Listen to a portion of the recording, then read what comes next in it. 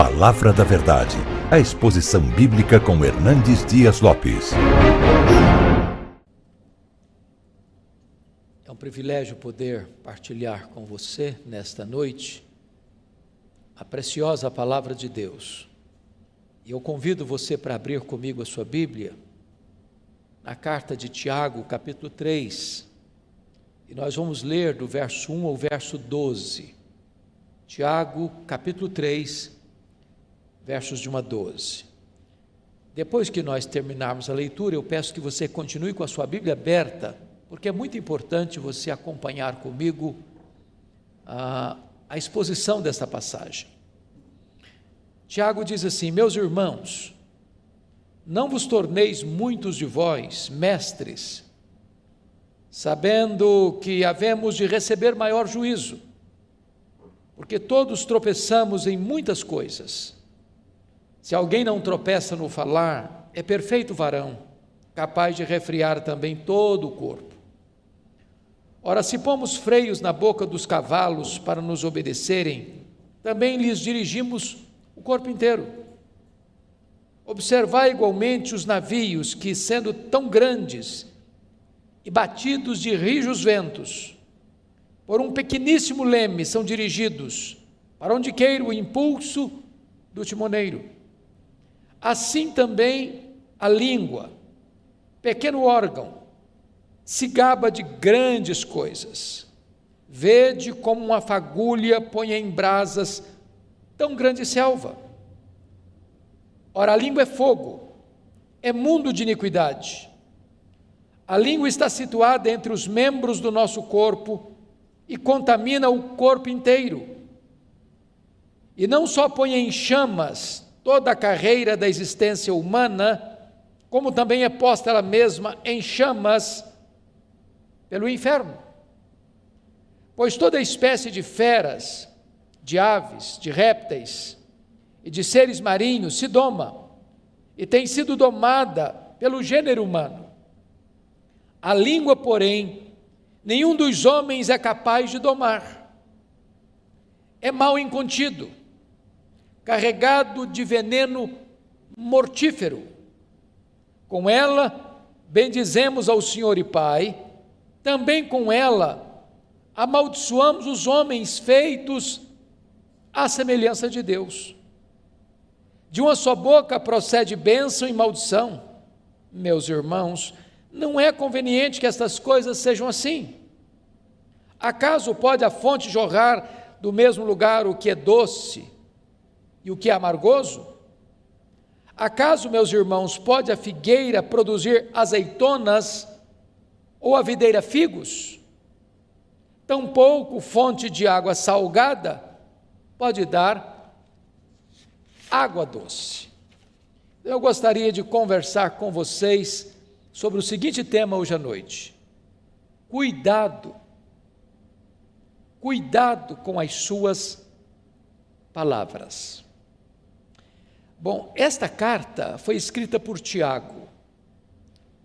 É preciso prestar atenção que este Tiago aqui não é o Tiago apóstolo, irmão de João, porque aquele foi morto em Jerusalém, por ordem de Herodes Agripa I. Este Tiago aqui é o Tiago irmão de Jesus, filho de Maria, que foi um dos líderes da igreja de Jerusalém. Este Tiago era um dos colunas da igreja de Jerusalém. E esta carta que ele escreveu é chamada de o livro de Provérbios do Novo Testamento, porque é uma carta prática, que trata de assuntos práticos. Ele traz no bojo desta carta quais são as evidências de uma pessoa salva pela fé. E ele evidencia então que você prova a sua fé em Cristo mediante as obras diante dos homens. E um dos assuntos práticos que Tiago trata nesta carta é exatamente a questão do cuidado com a língua. No capítulo 1, no verso 19, Tiago já chama a sua atenção para esse fato: todo homem seja tardio para falar. O silêncio é mais eloquente do que o falatório desproposital. E ele avança um pouco mais no capítulo 1, no verso 26, e vai dizer: se alguém supõe ser religioso, deixando de refriar a língua, antes enganando o próprio coração, a sua religião é vã. O que Tiago está dizendo é que se de fato você e eu somos religiosos, no sentido de sermos legítimos cristãos, isso implica em que a nossa língua terá controle, haverá domínio próprio. Quem está no comando da nossa vida é o próprio Espírito de Deus. E isso também na área da comunicação. No livro de Provérbios, lá no capítulo 18, verso 21, está escrito assim: a morte e a vida estão no poder da língua. Quem bem a utiliza, come do seu fruto. Então você pode dar vida ou você pode matar os seus relacionamentos, dependendo da maneira como você se comunica. No livro de Provérbios ainda, há um texto que para mim é emblemático. E eu gostaria que você, com a Bíblia aberta comigo, pudesse observar esse texto, porque ele trata de 6 pecados que Deus aborrece, e de um 7º pecado que a alma de Deus abomina, que é o ponto culminante da abominação divina. Quais são esses 6 pecados que a alma de Deus aborrece? Primeiro, ele diz aí, olha comigo o verso, capítulo 6, 17, olhos altivos. Deus não tolera gente soberba. Segundo, língua mentirosa. O mentiroso aborrece a Deus. Terceiro, mãos que derramam sangue inocente. Pensa comigo hoje em quantos abortos são praticados no Brasil. Quantos bebês que são martirizados, trucidados, esquartejados no ventre materno e sugados de lá, do sacrário mais bendito da vida, o ventre, como uma verruga pestilenta.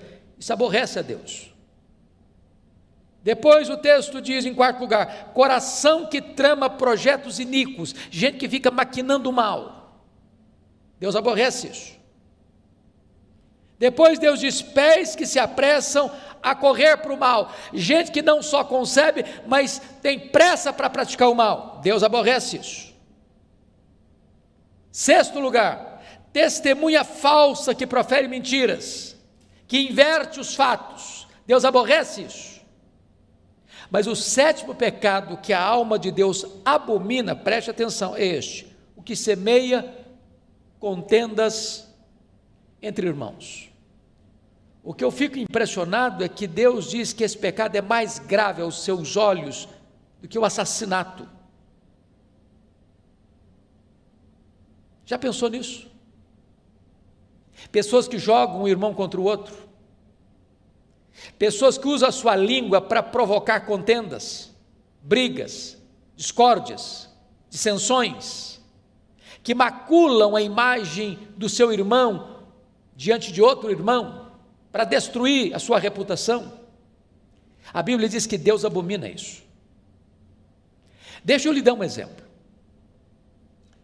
Está lá no primeiro livro de Samuel, quando Saul, já insano, perseguiu o seu genro, Davi, para matá-lo. E diz a Bíblia que nessas fugas de Davi, não porque Davi tivesse medo do seu sogro, ou porque Davi fosse covarde, Davi tinha consciência de que não podia atentar contra o seu sogro, vingar-se do seu sogro. Então, certa feita, ele passou por Nob, onde havia uma comunidade de sacerdotes, e Davi foi acolhido ali por eles. E um indivíduo chamado Doeg deu um relatório tendencioso, malicioso, maledicente a Saul. E Saul se enche de fúria e vai a Nob e mata 85 sacerdotes. Mata homens, crianças, uma chacina, um derramamento de sangue, porque alguém maldoso joga uma pessoa contra outra e cria um cenário terrível de conspiração que leva à morte de muitos inocentes. A língua é perigosíssima. Então, cuidado com a sua língua, cuidado com as suas palavras. Voltando ao texto que lemos para expô-lo, abra comigo então, lá em Tiago 3. E Tiago começa alertando para o seguinte fato, olha comigo, versículos 1 e 2. Meus irmãos, não vos torneis muito mestres, sabendo que havemos de receber maior juízo. Então, preste atenção. Quanto mais alta a posição que você tiver, mais de você será exigido. Quanto mais privilégios, mais responsabilidades. O grau de exigência vai crescer. Mas no verso 2 ele diz assim: porque todos tropeçamos em muitas coisas. A primeira realidade que eu noto nesse versículo é que Tiago está sendo prático e honesto. Se você é uma pessoa honesta, você sabe que você também, como eu, nós tropeçamos. Tropeçamos na nossa própria língua. Quantas vezes nós falamos quando não devíamos ter falado? Quantas vezes nós nos calamos quando deveríamos ter falado? Quantas vezes as nossas palavras não foram as melhores, não trouxeram edificação? Quantas vezes as nossas palavras não transmitiram graça aos que nos ouviram? Então, todos nós tropeçamos em muitas coisas, e Tiago diz: se alguém não tropeça no falar, é perfeito varão, capaz de refrear todo o seu corpo. Então, diante deste aspecto, Tiago vai nos ensinar 3 lições aqui que eu quero destacar do texto. Primeiro, é que a língua tem o poder de dirigir, é isso que ele trata nos versos 3 e 4. Segundo, a língua tem o poder de destruir, é o que ele trata nos versos 5 a 8. Terceiro, a língua tem o poder de deleitar, trazer prazer, é o que ele fala dos versos 9 a 12. Então eu quero tratar com você desses 3 aspectos da língua. Ela dirige, ela destrói e ela deleita. Vamos olhar então a primeira lição. A língua tem o poder de dirigir. E no verso 3, ele compara a língua como um freio de um cavalo. Um cavalo é um animal doméstico, que é usado para o trabalho doméstico, ou para montar, ou para o serviço. Ele tem uma força descomunal. Você não consegue medir forças com um cavalo. Porém, quando o cavalo é domado, você põe nele um freio. E mesmo que uma criança suba na sela, com as rédeas na mão, aquele cavalo obedece o comando. O que Tiago está dizendo, que a nossa língua pode nos dirigir, como um freio dirige um cavalo, e toda a nossa força, e toda a nossa energia, pode ser canalizada para o bem e não para o mal, para um bom serviço e não para um desastre.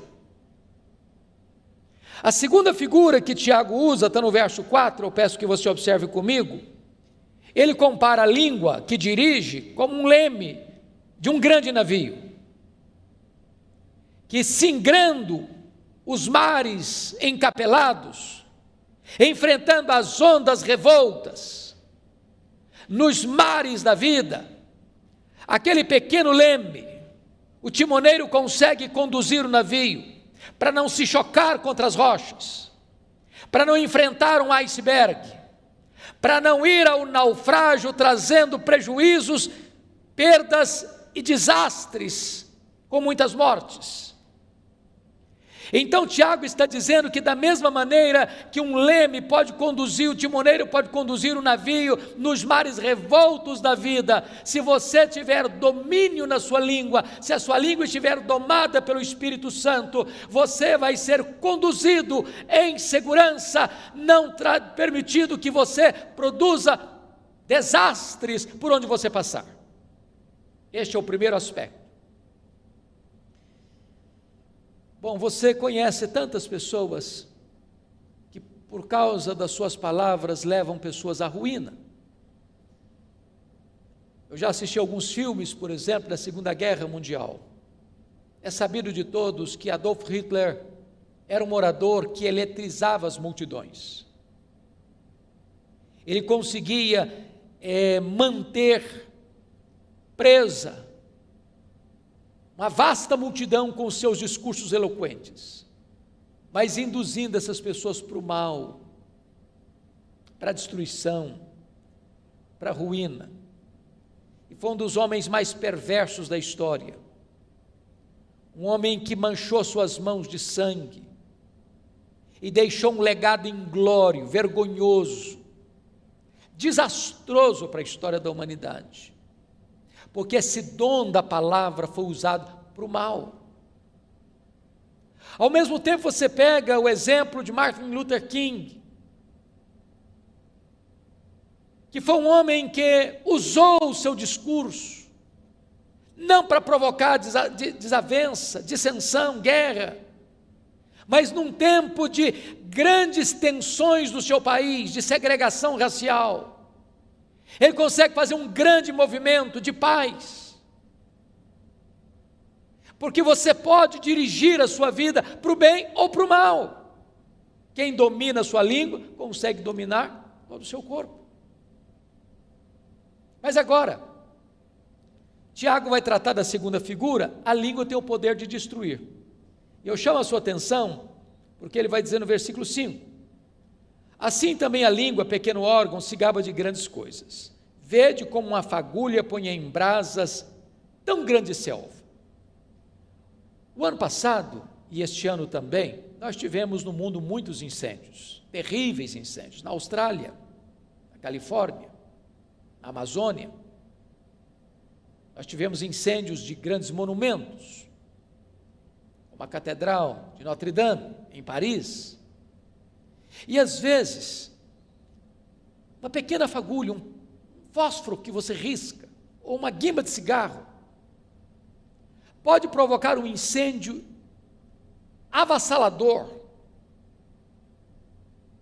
descomunal, de consequências trágicas, de prejuízos colossais. Assim a língua. Um comentário maledicente, sobretudo em épocas de fake news, de redes sociais, onde se mina a reputação das pessoas, se espalha mentiras acerca das pessoas, se induz as pessoas a formarem uma opinião errada acerca de outras pessoas.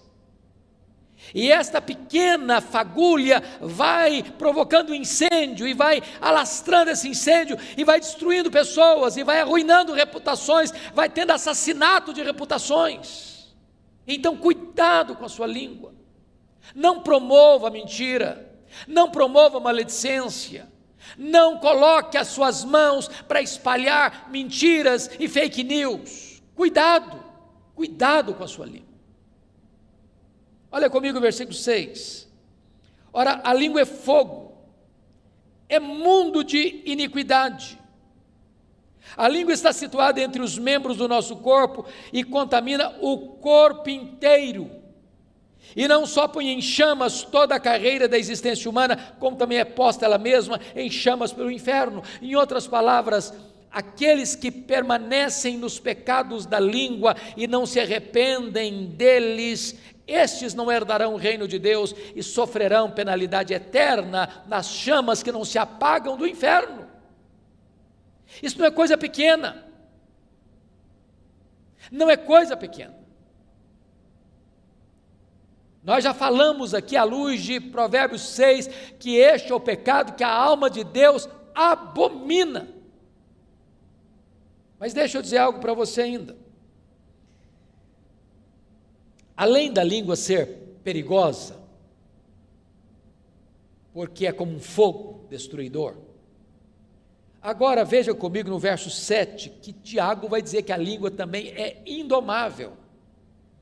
Pois toda espécie de feras, de aves, de répteis e de seres marinhos se doma e tem sido domada pelo gênero humano. Então, as aves, os animais da terra e os peixes do mar, os voláteis, os anfíbios, os peixes e os animais que rastejam pela terra, todos podem ser domados, todos, e domados pelo homem.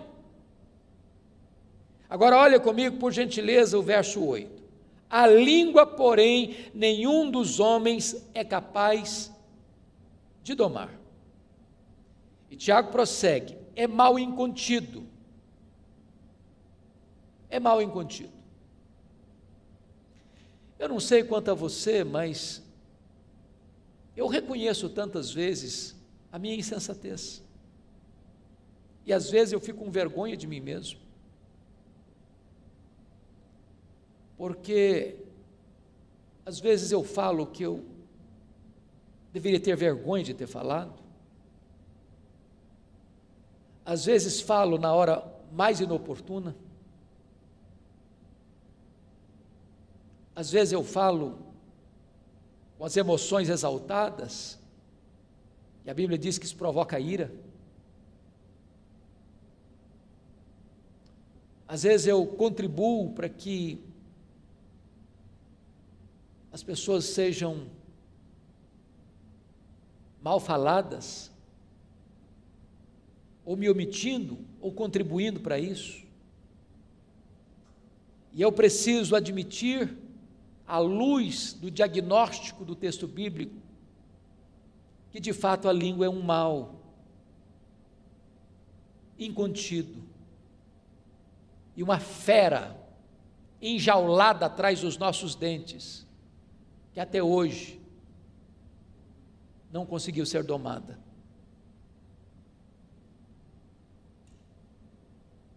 Se esta fera não tem sido domada, mais do que nunca, vale então o alerta: cuidado com as suas palavras.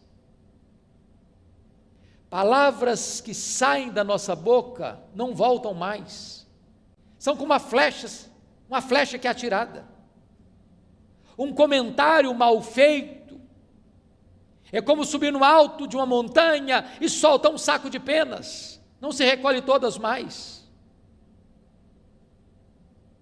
Mas ainda Tiago vai dizer que esta língua, além de perigosa e indomável, ela é também um veneno mortífero. Olha comigo o versículo 8. Ela é carregado de veneno mortífero. E esse veneno é pior que o veneno de uma cobra. Porque o veneno da cobra é o próprio Deus quem coloca nela. Mas esse veneno da língua não é Deus quem coloca. É a malignidade do nosso pecado. É a inclinação da nossa carne que é inimizade contra Deus.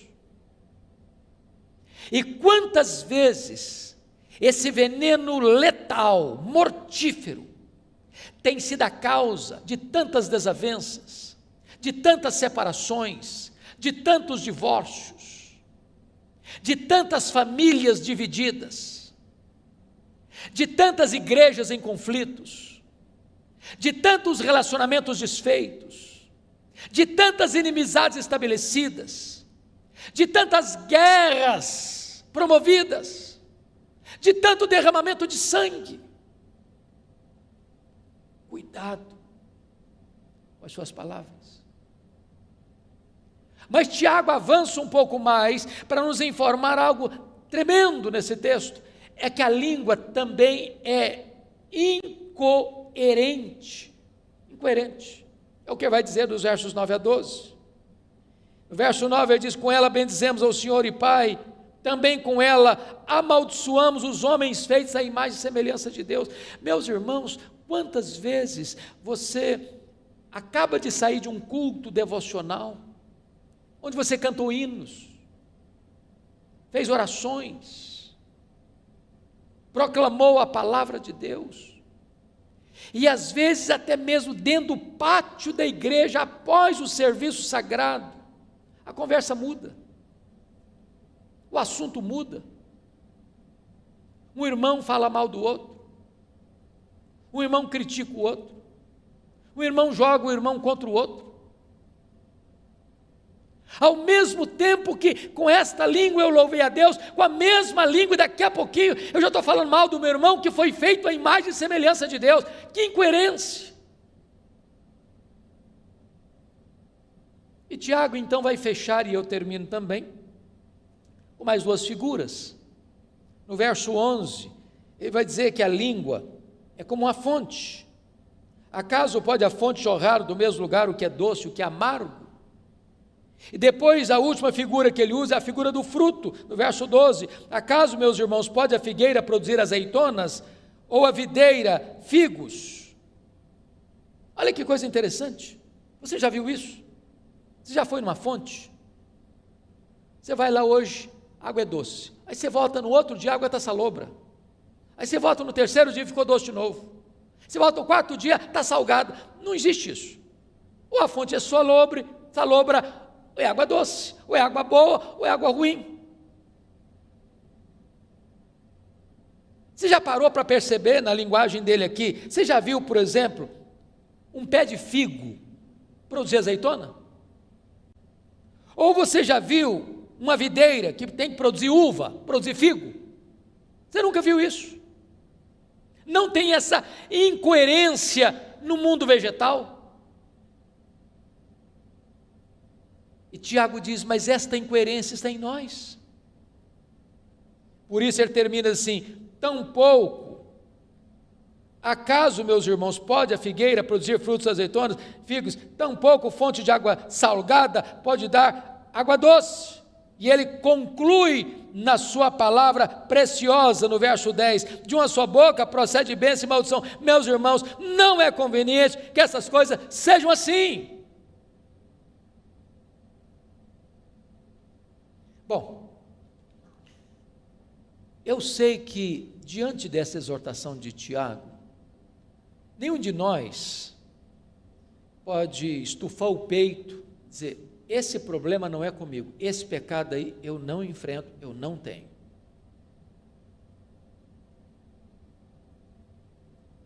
Se formos honestos, temos que vestir todos nós a carapuça e dizer: bom, Tiago está falando é comigo, é com você. Qual a orientação que a Bíblia nos dá? Meus irmãos, não é conveniente que seja assim. Nossa língua não deve ser incoerente. Não pode ser hoje uma fonte de água boa, doce, e amanhã uma fonte de água salgada. Não pode hoje esta fonte, conforme diz o verso 10, proceder dela bênção, e amanhã a mesma fonte proceder maldição. Então peço a sua vênia, para encerrar, lendo um texto da Bíblia. com você, que é Efésios capítulo 4, verso 29, e aqui com a leitura desse texto eu encerro. Olha o que Paulo vai nos ensinar sobre este assunto. Efésios 4, 29, ele diz assim: não saia da vossa boca nenhuma palavra torpe, palavra suja, e sim, unicamente, a que for boa para edificação. Se não é para edificação, fica calado. E ele diz mais: conforme a necessidade. Tem hora que não é hora de falar, não, é hora de ficar calado mesmo, só se for necessário. E ele diz mais: e assim transmita graça aos que ouvem. Ou seja, a minha palavra precisa ser abençoadora, precisa melhorar o ambiente, precisa trazer alegria, precisa trazer restauração, precisa costurar a unidade, precisa construir pontes em vez de cavar abismos. Então que Deus nos ajude, que Deus tenha misericórdia de nós, e fica aqui o alerta: cuidado com as suas palavras. Palavra da Verdade, a exposição bíblica com Hernandes Dias Lopes.